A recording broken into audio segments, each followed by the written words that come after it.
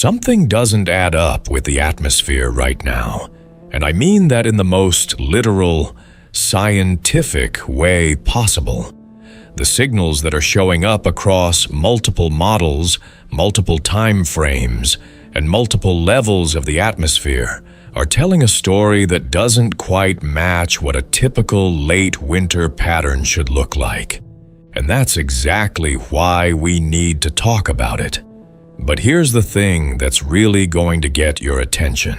The setup that's currently unfolding in the stratosphere, roughly 30 miles above our heads, has the potential to completely rewrite what the rest of this winter looks like for tens of millions of people.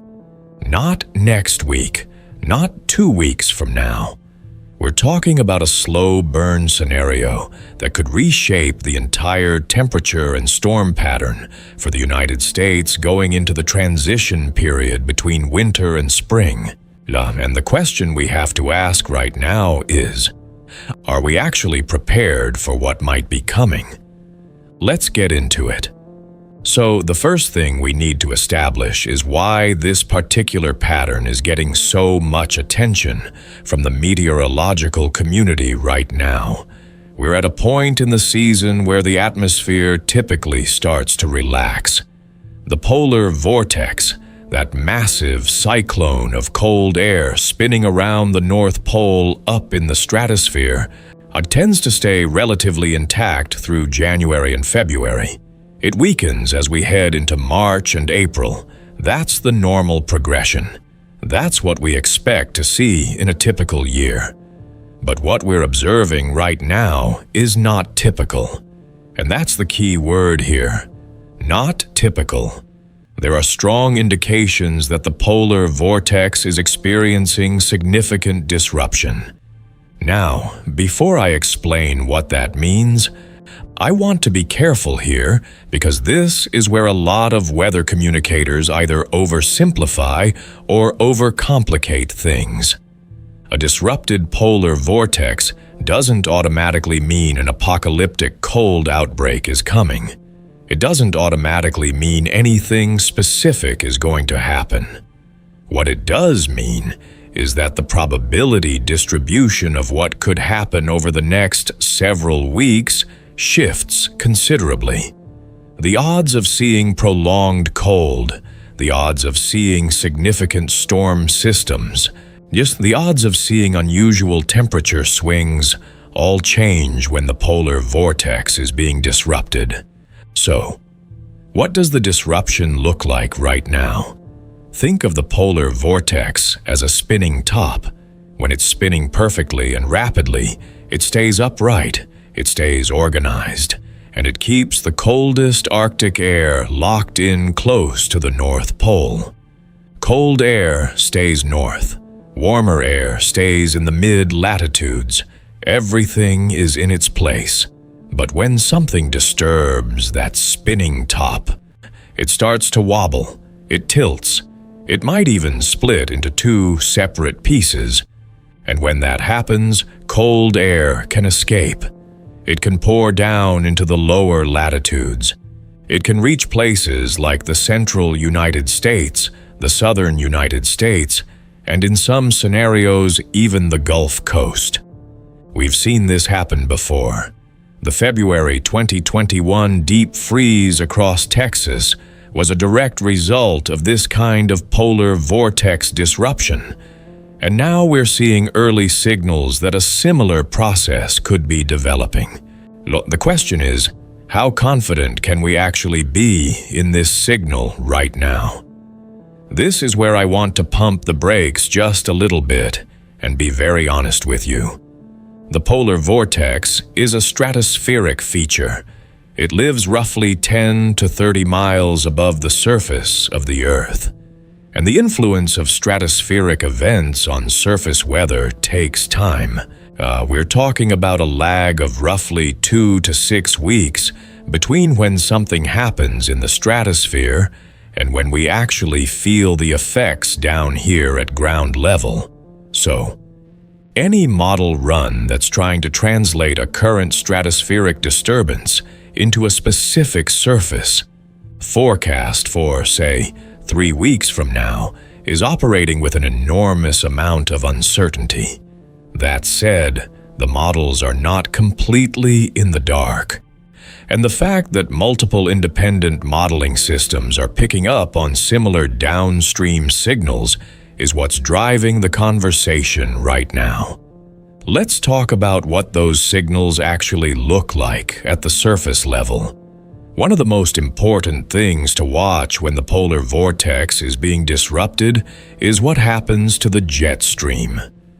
The jet stream is essentially the boundary between cold polar air and warmer mid-latitude air. It's a river of fast-moving air about 5 to 9 miles above the surface, and it steers all of our storm systems. Under normal late winter conditions, the jet stream tends to be relatively progressive.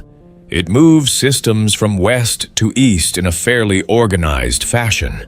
Things don't get too crazy, temperatures fluctuate, but there's a general trend toward warmth as the season progresses. But a disrupted polar vortex can cause the jet stream to become highly amplified. And by amplified, I mean the jet stream starts making dramatic swings north and south rather than flowing in a relatively flat, zonal pattern. Big ridges of high pressure build up and get stuck in certain places. Deep troughs of low pressure dig southward in other places. And when the pattern becomes highly amplified and these features get stuck, what meteorologists call a blocked pattern, you can get incredibly persistent weather across large portions of the country. If a trough is dug in over the eastern United States and it's blocked, meaning it can't move away easily, that's when you can get prolonged cold and repeated storm threats. If a ridge is stuck over the west, that pattern can persist for weeks. Right now, the models are hinting at exactly this kind of amplified, blocked pattern developing as we move through the coming weeks. So let's lay out the scenarios. And I want to be very clear that these are scenarios, not certainties. This is a probability analysis, not a deterministic forecast. Scenario 1 is probably the most discussed right now, and it involves what's called a sudden stratospheric warming event. This is when temperatures in the stratosphere over the Arctic spike dramatically and rapidly, sometimes by as much as 50 degrees Celsius over just a few days. That reversal of the normal temperature gradient can cause the polar vortex to weaken dramatically or even break apart. If a sudden stratospheric warming event is confirmed in the coming days, then the downstream consequences for surface weather in the 2 to 6 week range would be significant. We would likely see a pattern shift toward a more meridional or north-south oriented jet stream configuration. The chance of cold air outbreaks into the central and eastern United States would go up considerably. Now, does that mean we'd see another event like February 2021? Not necessarily. The magnitude of the surface response depends on a lot of factors, including where exactly the polar vortex disruption is centered, how strong the blocking pattern becomes, and what the pre-existing surface conditions look like across North America. Scenario 2 involves a more limited disruption. This is where the polar vortex gets wobbled and weakened but doesn't fully break apart. In this case, we might see 1 or 2 notable cold air surges rather than a sustained and prolonged cold pattern. Think of it as the polar vortex stretching and bending southward in a lobe rather than splitting into multiple pieces. This scenario would still produce meaningful winter weather threats in the shorter term, but the overall pattern would likely recover more quickly. The cold would be more episodic rather than persistent. Scenario 3 is perhaps the most benign outcome. This is the scenario where the current stratospheric signals don't fully translate to the surface. The troposphere, which is the layer of the atmosphere we actually live in, has its own internal dynamics that don't always respond predictably to stratospheric forcing.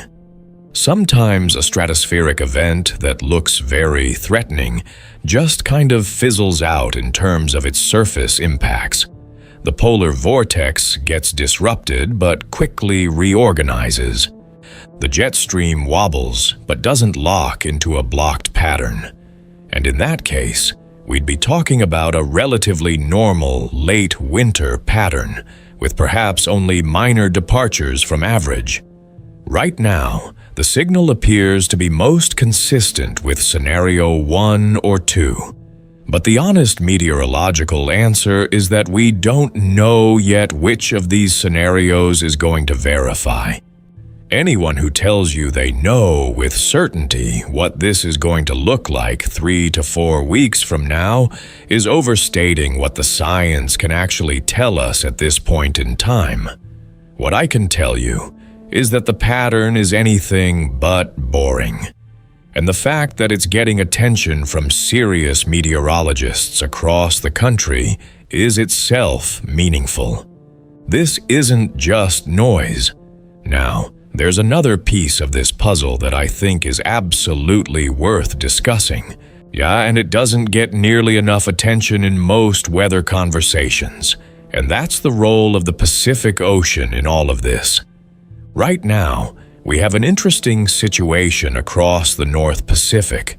There's a persistent and fairly strong ridge of high pressure that has been dominating the pattern across the western United States and up into western Canada.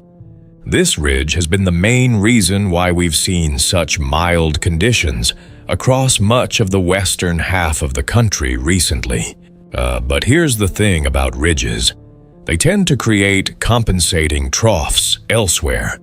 The atmosphere is always trying to maintain a kind of balance. And when you have a big ridge in the west, there's often a corresponding trough that wants to develop in the east. The question is how deep that eastern trough gets and how long it persists. The models are currently showing some evolution of this Pacific ridge. There are indications that it may strengthen and extend even further northward over the coming 1 to 2 weeks.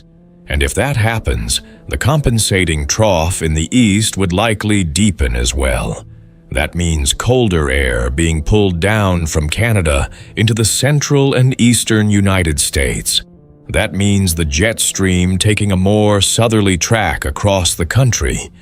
And that means the storm track potentially shifting in a way that would favor significant precipitation events, including potential snow events, across areas that might not have been expecting them.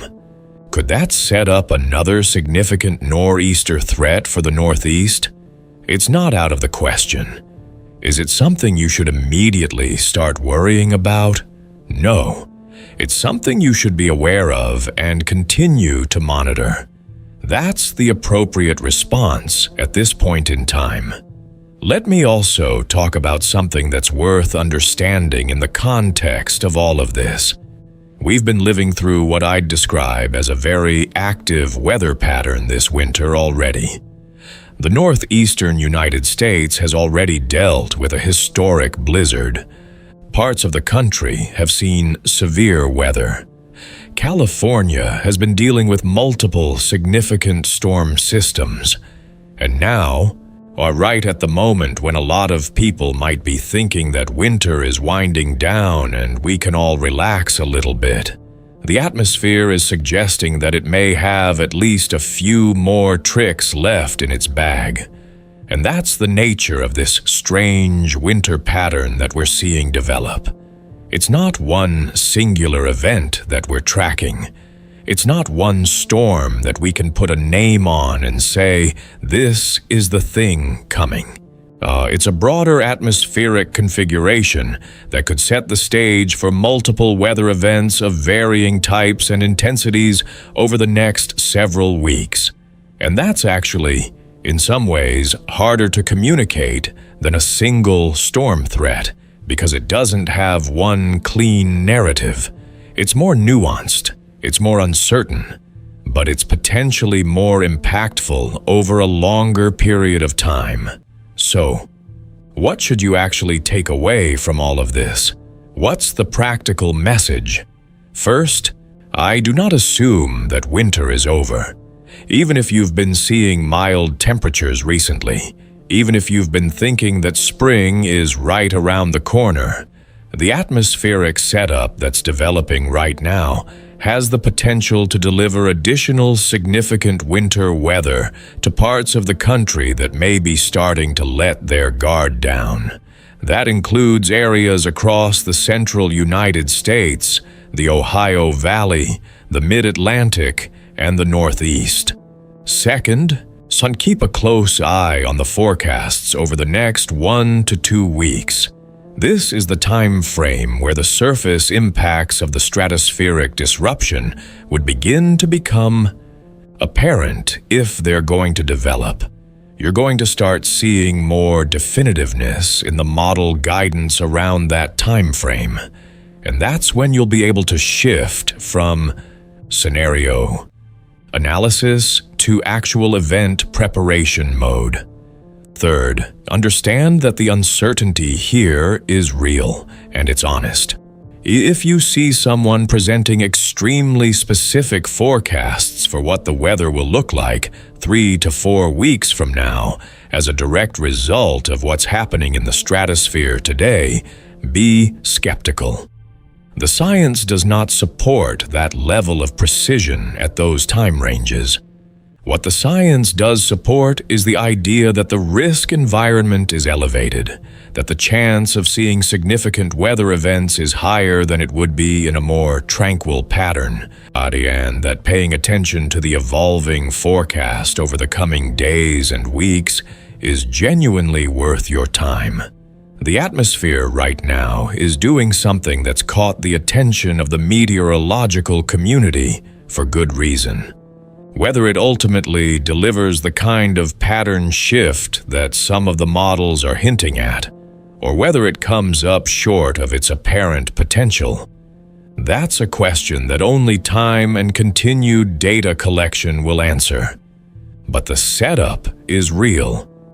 The signal is there, and this strange winter pattern that's developing right now deserves your attention. Stay weather aware. Keep those notifications turned on, and we'll continue breaking this down together as the picture becomes clearer. And that's the full breakdown of what's developing right now in the atmosphere. This is not a pattern you want to sleep on. Whether you're a snow lover hoping for one more big event or someone who's ready to move on to spring, the atmosphere doesn't really care about your preferences. The signals are there, the setup is real, and the next few weeks could surprise a lot of people. The key right now is staying informed, staying flexible, and not getting too comfortable no matter where you live. If this video helped you understand what's happening with this strange winter pattern, do me a quick favor and hit that like button right now. It genuinely helps this channel reach more people who need this information before it catches them off guard. And if you want to be the first to know when this pattern shifts and something significant develops, make sure you subscribe and ring that notification bell so you never miss an update. This community is built on staying one step ahead of the weather together, and I am glad you are here with us.